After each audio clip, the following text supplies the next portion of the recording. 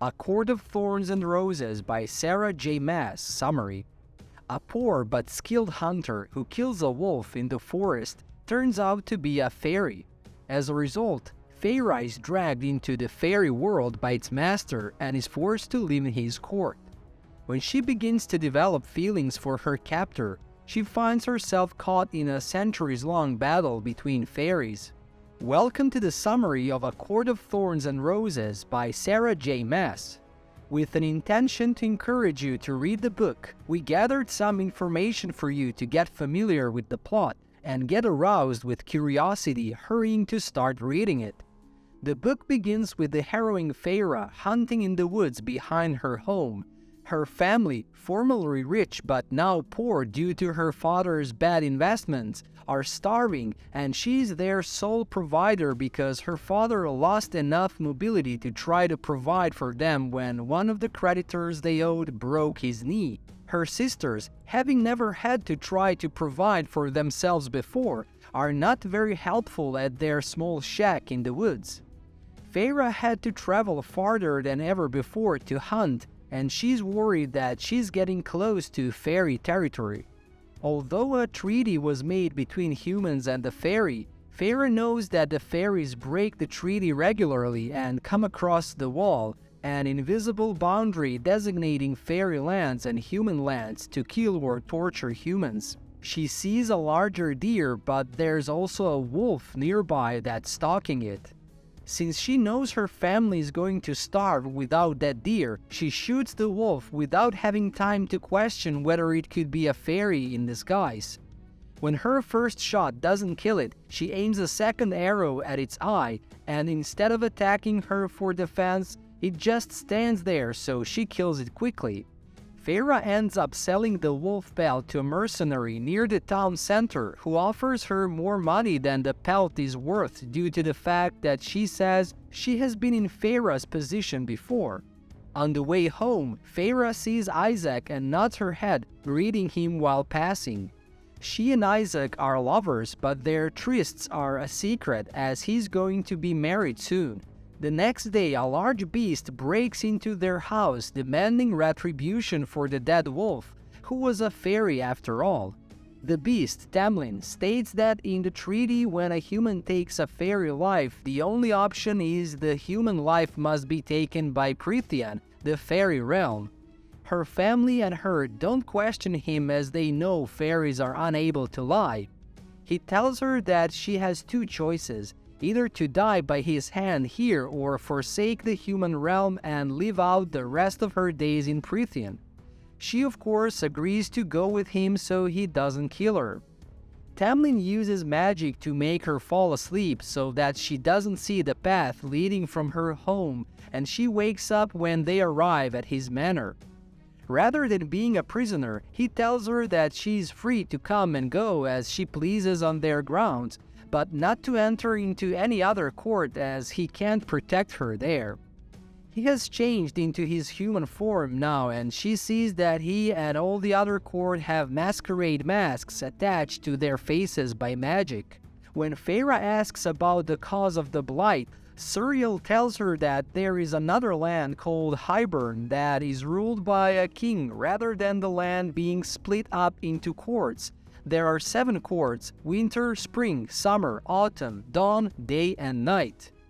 While there, she's learning to fill her idle time. Tamlin, it seems, is trying to befriend her. He offers to teach her to read and gives her painting supplies, but she's reluctant to trust or like him.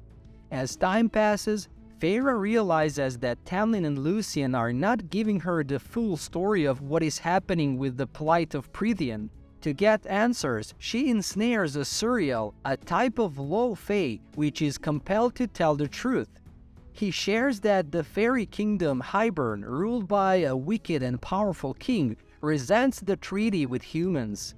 100 years ago, he sent his own fae over to spy and infiltrated the other high fae courts. Then 50 years ago, one of his commanders disobeyed him. Before more could be told, Feyre is attacked and Tamlin comes to her rescue. The two of them begin a sort of truce after that. Strange warnings of a sort begin happening. For example, a summer court fairy is found with his wings ripped off, dying. He says that, quote-unquote, she took them. Feyre overhears more and more conversations about, quote-unquote, her. She later finds out they are referring to the self-proclaimed Queen of Prythian, Amarantha. At the summer party at the manor, Tamlin and Feyre end up finally revealing their feelings to each other and end up kissing.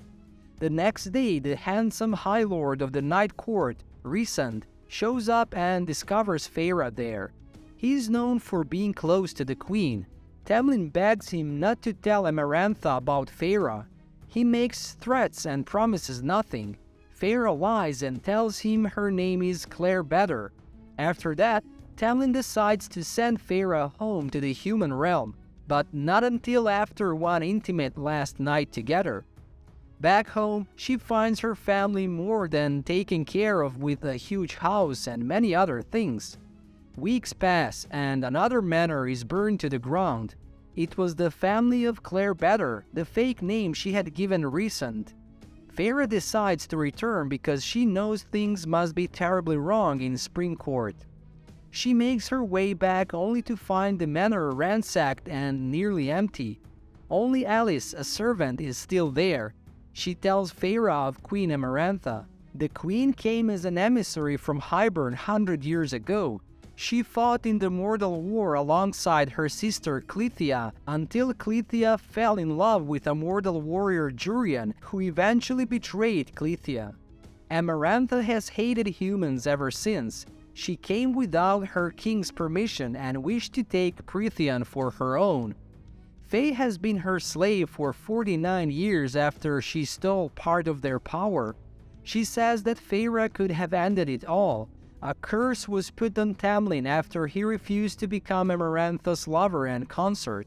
He has to find a human girl who has killed a Fae out of hatred and then make her fall in love with him. All of Spring Court was magically unable to tell Feyre these things. Feyre does love him, but she never told him. Feyre asks Alice to take her to Amarantha so that she can rescue Tamlin. Alice tells her there is one more thing she wants to say to her, but her mouth is magically shut to it. Feyre is immediately found and taken to Amarantha. Tamlin pretends not to know her. Feyre is forced to make a deal with the queen.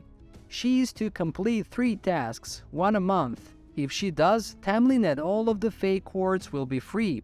Or she can solve a riddle at any time and they will be freed immediately. She completes the first task, but her arm is badly wounded and infected. Rhysand heals her, but she's forced to make a deal with him as well. After this is all over, she must spend a week of every month with him for the rest of her life. He puts a tattoo on her arm and hand, marking their deal. After that, Rhysand forces her to be his escort to parties to flaunt her in front of Tamlin, who is not even allowed to visit Feyre. Her second task is to solve a riddle to save herself and Lucien, but she can't read. Rhysand can help her through the eye tattooed on her palm. He later admits to her that he wants to be free of Amarantha and hopes that she wins and that Tamlin rips her to shreds. The third task is simply to kill 3 innocent Fae. They come out heads covered and it is difficult, but she kills the first 2. 3 lives to free all of the Fae, she tells to herself. But when they take the head covering off the 3rd innocent Fae, they discover it is Tamlin. She doesn't know what to do until she begins to remember all the times Tamlin let her overhear things. She guesses correctly that he has a heart of stone, which was Alice's final secret that she couldn't reveal, and shoves the dagger in his chest. As he slowly heals, Amarantha is livid. She says she didn't say when she would free them and refuses to do it. She starts magically breaking Feyre's bones. While in pain, Feyre solves the riddle the queen gave her. As specified in that bargain, all of Spring Court is released immediately. This brings us to the end of today's video. Don't forget to like and subscribe, and make sure to hit that bell button so you can get notified whenever there's a new book summary ready for you.